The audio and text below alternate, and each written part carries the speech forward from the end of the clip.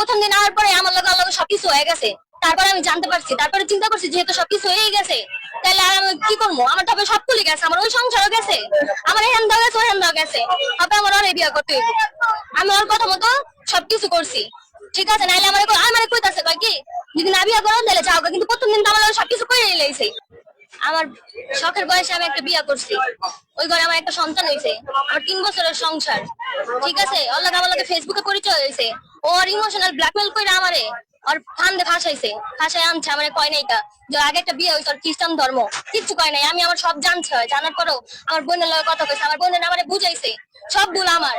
আমি আমার বোনকে বুঝ নামাই না, ওর ব্ল্যাকমেলে কইরা আমি ওর না বিয়ে করছি, তারপরও আমার কোনো সমস্যা ছিল না। আর আমি কইছি ওই আমার সব কথা শুনবো, আর কইছি তুমি ভালো হয়ে যাও, যেমনে যাই হয়েছে তোমারও বিয়ে হয়েছে আমারও বিয়ে হয়েছে, কিন্তু তোমারটা তুমি আমার জানাও নাই। আমার নাম মনিকা, ডিসেম্বরের 23 তারিখে, এই যে 25-এ বিয়ে হয়েছে কোঠে। কোঠে নিয়ে বিয়ে করছে। আমি মুসলিম ধর্মে ছিলাম, কোন খ্রিস্টান মিশন ধর্ম পালন করতে কয় নাই, খালি সিগনেচার দিছে আমার, খালি আর হিগাই দিছে খালি সিগনেচার দিবা, আর কিছু কওয়া লাগবে না। আর কইছে যদি জিজ্ঞাসা করতে কয় টাকা কইবা কাবিন, কইবা 40,000 টাকা। আমিও কইছি হ্যাঁ 40,000 টাকা। কি লাগে আমার তো ছাড়া নিয়ত ছিল না, তো সংসার করার লেগে বিয়ে করছি। আপনি যে আপনার পরিচয় দিতে আপনি জানতেন না যে সে কোন ধর্মের? আমি জানতাম, আমি আনার পরে আমার 3 দিন পর সব জানাইছে যে আমি কিন্তু খ্রিস্টান, ঠিক আছে। প্রথম দিন আওয়ার পরে আমার লগে সবকিছু হয়ে গেছে, তারপরে আমি জানতে পারছি, তারপরে চিন্তা করছি যেহেতু সবকিছু হয়ে গেছে তাহলে আর আমি কি করবো, আমার তবে সব খুলে গেছে, আমার ওই সংসারও গেছে, আমার এখান দাও গেছে ওখান দাও গেছে, হবে আমার অনেক বিয়ে করতে হইব। আমি ওর কথা মতো সবকিছু করছি। এই সেমরিডারে আপনারা সবাই মিলে আগে জুতা থুইয়া মুজেতে পিটান, মুজে ভিজে ওর মুখের চট চট চট চট করে বাইরান।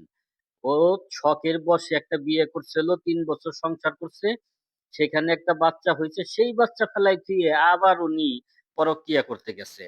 ফেসবুকে আসক্ত হইয়া, মেসেঞ্জারে আসক্ত হইয়া, মানে আরেকজনকে ধরে ফেলাইছে। এখন তার সাথে এক রাত কাটাইছে, ওই স্বামী যাইনে গেছে, রাত্রে তার বউ কই গেছে।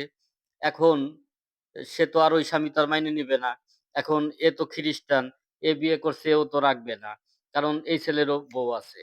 তাইলে এই যে যে পরিস্থিতিগুলো সৃষ্টি করতেছে, এই যে যে মেয়ে মানুষ ছেলে মানুষ এই যে যে কাজগুলো করতেছে, সমাজটাকে মানে কোথায় রসাতল করে ফেলতেছে।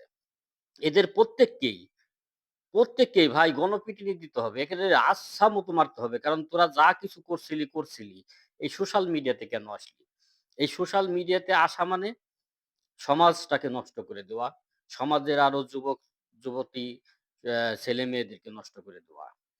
কারণ আজকের এই ভিডিওটা যারা দেখতেছেন অবশ্যই এখান থেকে শিক্ষা নিবেন। সাবধান হয়ে যান, সতর্ক হয়ে যান। এমন কোনো ভুল সিদ্ধান্ত নিবেন না, যেই সিদ্ধান্ততে সমাজ আপনাদেরকে খারাপ বলে, সমাজে আপনাদের টেকা কষ্ট হয়ে যায়।